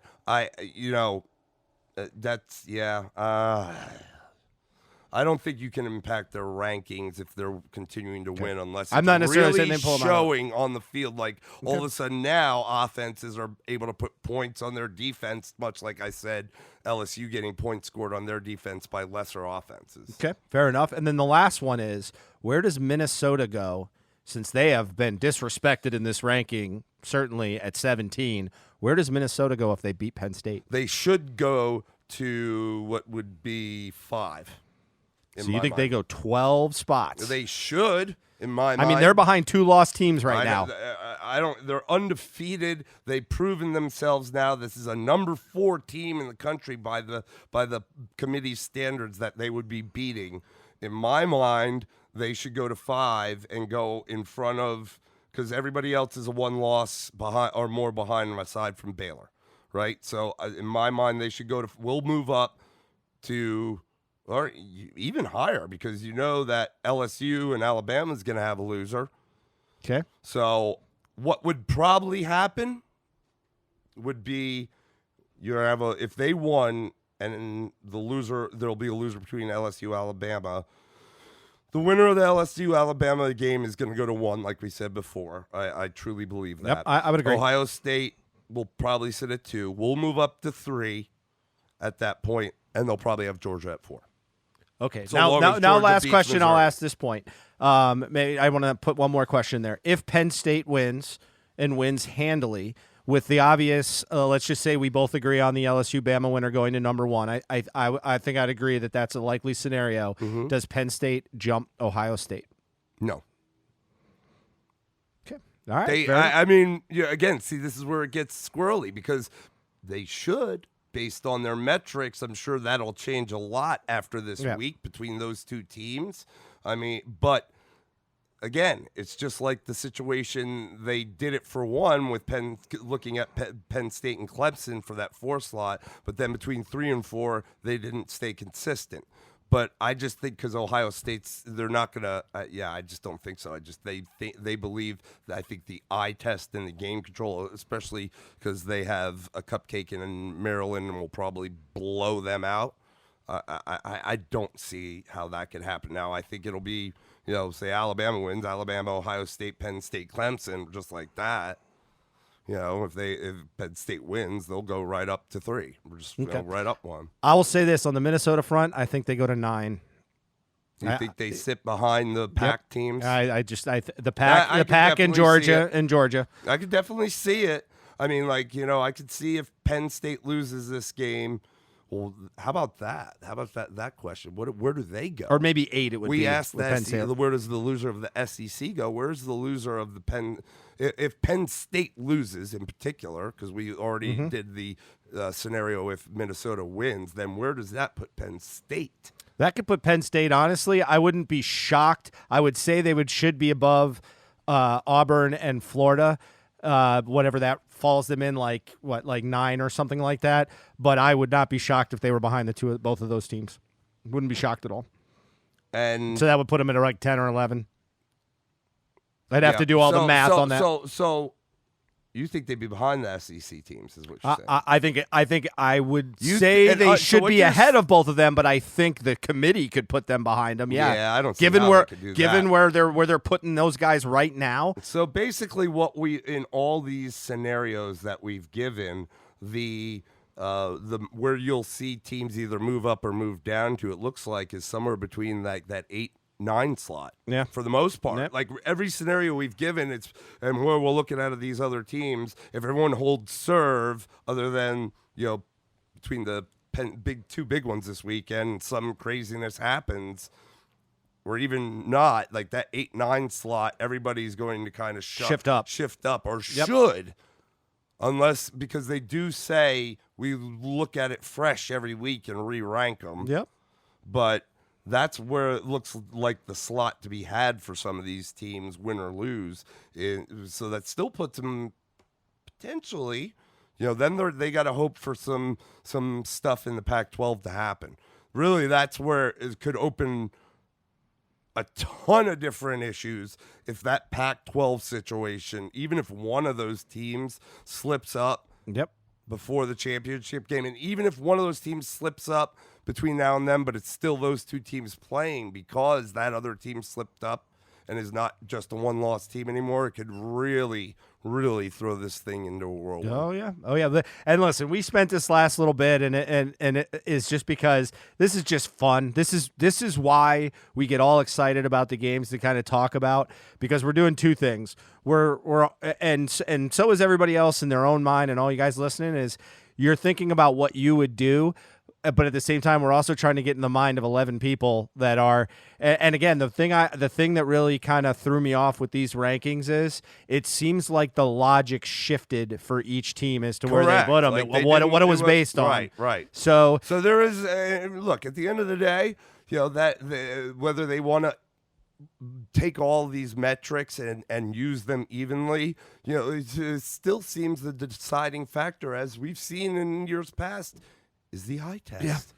Making the subjective objective is impossible. Are these teams, if they played, are these the 4 best teams? Yep. Is this team, if they played right now, like I painted that picture before, do you think that team's better than this one? Mm-hmm. It's the eye test. Yep. So I think that just about wraps us up for this week. We'll get this out and up. I'm going to try to see if John can cut it up so we have the first part before the chaos scenario part split up, because it is kind of lengthy for y'all, but enjoy it. We're excited. Have fun. No matter what you do, if you're listening to this, you're a college football fan, you find a way to at least hear, listen, keep up with the LSU-Bama game. It is a big one. It's the biggest of the year, and we've had some really... Quite frankly, it started off slow, but the past several weeks, it's been fun. Fun year. I'm sad to see that we're this far in, but enjoy the journey, right? Enjoy the journey, and there's still more fun ahead, especially for those high-ranked teams. So we thank you for listening. We'll see you as always. on the gridiron. Have a